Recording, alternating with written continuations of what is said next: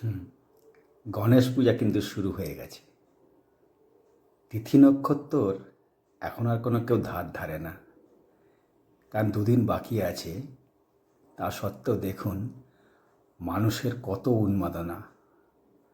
প্যান্ডেলে প্যান্ডেলে লাইট জ্বলছে, বাজনা বাজছে, লোকেদের মধ্যে আনন্দ উৎসাহ কোলাহল একদম রম রম করে চলছে পুরো। দেখুন, কালকে একটু বেরিয়েছিলাম, সমস্ত পূজা মণ্ডপে মূর্তিরা আসছে।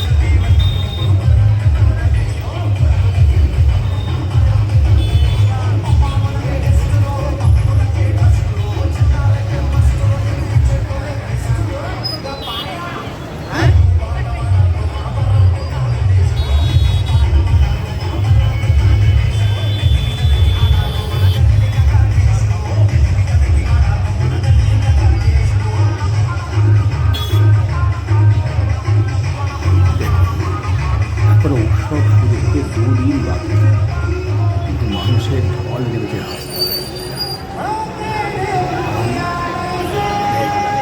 গণপতি বাবা প্যান্ডেলে আসছে।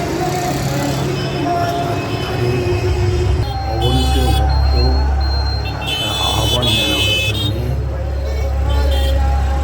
হাতে ফুল নিয়ে গণপতি বাবা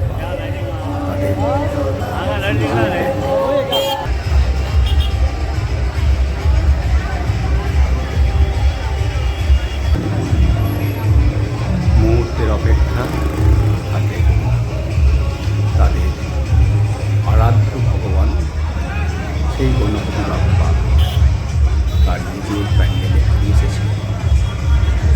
মানুষের কি উৎসাহ না দেখলে সত্যি বিশ্বাস করা যায় না।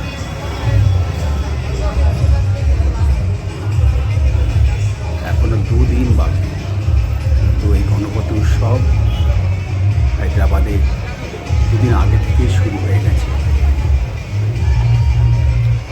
বিশাল একটা মূর্তি, কমসে কম 40 ফুটের এই মূর্তিটি হবে। আর সেই ভক্তদের সেই পরিচালনা করতে যে উৎসাহ, বাজি ফুটছে, সারা আকাশ শুরু হয়ে গেছে গণপতি উৎসব, গণেশ পূজা। হায়দ্রাবাদের একটা উৎসব, যা সারা বছর চেষ্টা করে থাকে মানুষজন সেই গণপতিকে আহ্বান জানাবার জন্য। আর দুদিন বাকি, 10 দিন ধরে চলবে এই উৎসব। এটা গেল বড় প্যান্ডেল, আর রাস্তার ধারে ছোট ছোট মূর্তি, গণেশের মূর্তি নিয়ে বসরা সাজিয়ে বসে আছে। যারা গৃহস্থ পুজো করে, ঘরে ঘরে যেগুলো পুজো হয়, সেই সব গণেশগুলো নিয়ে রাস্তার ধারে লাইন দিয়ে বসে আছে বিক্রেতারা।